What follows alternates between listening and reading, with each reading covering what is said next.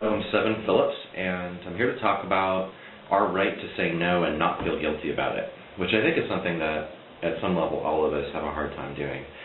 What I'm really trying to say is that we have a right to take care of ourselves in situations, and it might not actually be like saying no, but it might be actually leaving or coming or going and pushing up against somebody else's edge. And one of the things I think that this really comes from, one of the areas is these unsaid social agreements that we have with one another where we take care of each other's feelings. And, I don't think anybody down the line has ever gotten together and said, hey, will you take care of my feelings and I'll take care of yours, as like a trade or something like that. But yet there's these social kind of agreements, I feel like, that we kind of inherit.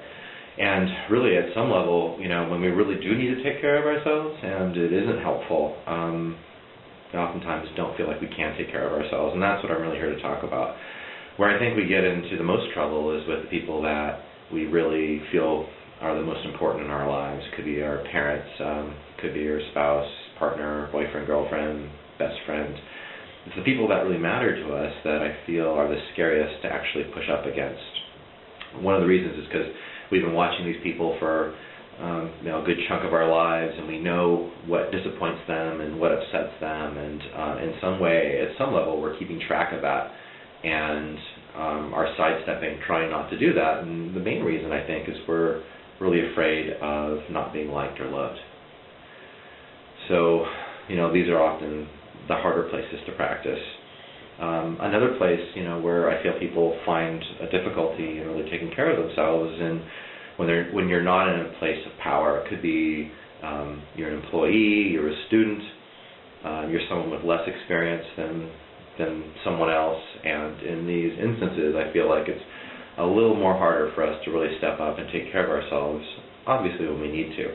Now, having said all this, I'm not saying to not consider other people's feelings, because in some way, being respectful and showing up to your commitments and really considering how you impact other people is something that I want everyone to do. What I'm talking about is there's a fine edge between not taking care of yourself and really doing something because you want to for the other person. And one easy way to identify this is if there's a should connected with it. So, I should stay, I really should say something to somebody that they want to hear. Anytime you feel a should in your life, it's probably more leaning towards the not taking care of yourself side. An example of the other side of this is, let's say you have a niece who's having a birthday party and you adore this niece and you haven't seen her in a while, and maybe halfway through you're really tired and you want to go home, and but you stay anyways because you want to, because this person's really important to you. So you have to really be honest with yourself and be really genuine with what it is you're wanting to do, to kind of differentiate between, like the should, or I'm actually doing this for the other person because I want to. So the biggest question about this is that, what do I do about this, or where do I begin? And a couple of suggestions that I have for you is to start maybe for a week or two and just pay attention. Don't change your behavior. Don't assert any boundaries. Just pay attention to where or when you're doing something maybe that you don't want to do. Notice the people you have the hardest time with, you have the most edges to push up against, and don't do anything about it. It's really good, because then you can really deepen in and really kind of get where you do this and where you don't do this. And then the second step would be probably starting with somebody a little less risky, like maybe it's not your boyfriend or your girlfriend, but maybe a friend or something like that, or some social situation where you're wanting to take care of yourself and you kind of feel that it's a difficult thing to do. So that would be the best thing to do. And I'll give you an example of when I started doing this. I think it was back when I was going to school. I was at a counseling center, and I was out with some colleagues, and we were all having lunch, having a really good time. And I think about halfway through, I was just really paying attention to, I don't want to be here anymore. I want to go back and do whatever at the office. And so I excused myself. I did it in a very polite and courteous way, and I went on my way. And what happened is the next day, somebody from the group came up to me and she said, wow, Sevin, I just want to let you know that what you did was very courageous. She and I both realized that it was kind of out of the norm to do something like that.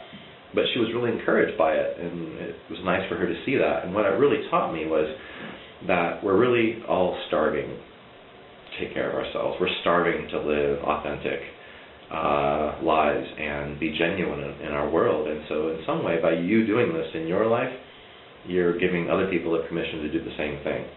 Now, the truth of it is that most people probably will be disappointed at some level. I'm not sure if everyone's going to come to you and be grateful that you did this thing, but I think it's just important to know that, you know, the more you do this, the more you'll realize that it gives permission to your other friends and other people in your life to do the same thing. So that's pretty much it. I invite you to practice and take it slow, and remember that these things do take time to have changes in your life, but the important thing is if you notice that this is something that you do, that you go out and try to have a different experience. I wish you well. Thanks.